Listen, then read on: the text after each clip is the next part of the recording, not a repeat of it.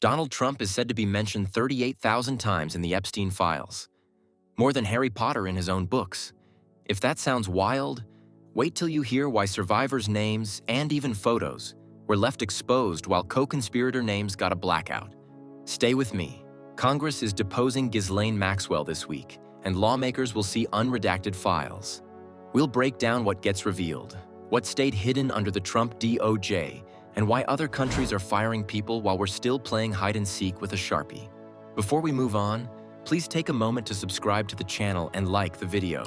If Trump is named more than Harry Potter in his own books, why are the key names still hiding under thick black bars? That's not a mystery novel. That's The Week in DC, where House Oversight is deposing Ghislaine Maxwell and lawmakers finally get eyes on unredacted Epstein files. Translation: the committee gets to see what the public can't. No more guessing from PDFs that look like they were attacked by a Sharpie with trust issues. Here's the stakes. A deposition can lock in specifics, and the members will compare that to the clean copies of the files. Not the public ones with heavy blackout, the insider set. If the names behind the flights, the money, and the favors are in there, this is the week staffers start matching threads. And if those threads lead to offices with flags out front, don't expect quiet halls. Even grumpy Trumpy would hear that echo. Now the part that makes people grind their teeth. Under the Trump-era DOJ, co-conspirator names got wiped out, but survivor identities and even photos slipped through. That flips survivor protection norms.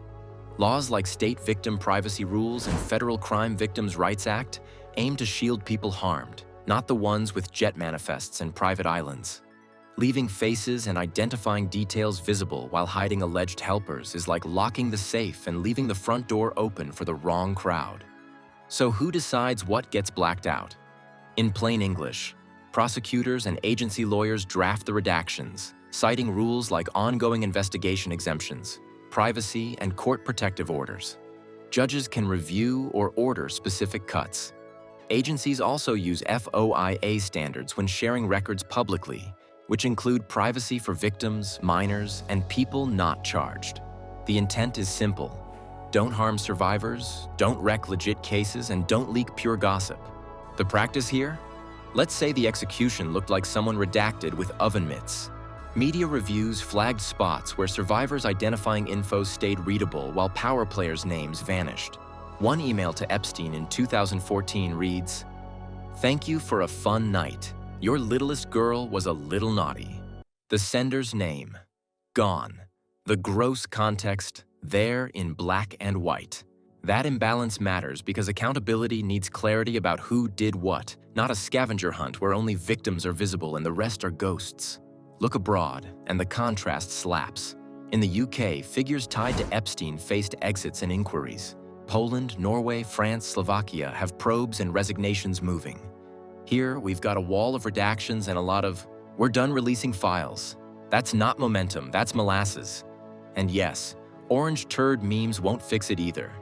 Now about that 38,000 number. Sounds massive, sounds headline ready, but what is it counting? Unique references? A search index hitting every duplicate? Email dumps where one CC list turns into 100 mentions? Without the method, the stat is a party trick. Big number, small clarity. It's perfect for spin because it makes noise but tells you nothing about conduct. That's why Congress wants the unredacted versions, not to tally buzzwords, but to read context, dates, payments, and travel details. Real substance lives in the margins that a search counter can't see. Volume is easy to weaponize. Say a number loud enough and people think it means guilt, or innocence, or both, depending on the team jersey. But a mountain of hits can hide a teaspoon of facts. That's why unfiltered access matters. When lawmakers see names beside actions, the black bars stop doing PR for the powerful. So here's the mini payoff. The redactions look like they protected influence more than survivors. Full, unredacted review can reveal who benefited from that blackout and why. If the numbers are noisy and the black bars are loud, the Maxwell deposition is where voices might finally cut through. And once those answers land on the record, even Donnie diapers will need a new excuse for the missing names. What answers can Maxwell give that a black marker can't hide? A lot, if she's pinned down. A congressional deposition isn't small talk. It's names, dates, routes, and receipts. Members can press on who helped, who paid for flights and homes, who visited the properties, and what changed after Epstein's conviction. Did the guest list shrink or just move to new venues? Did the money keep flowing through shell companies and consulting gigs? Staff can ask about logistics too. Drivers, schedulers, pilots, fixers, because operations leave footprints, even if the press releases don't. Here's where it gets sticky.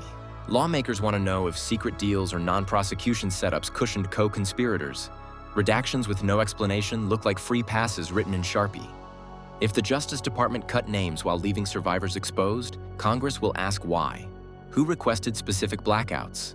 Which offices signed off? If those answers don't match the legal standards they're supposed to follow, that's not a clerical error, that's a cover job. Even Grumpy Trumpy would understand that math.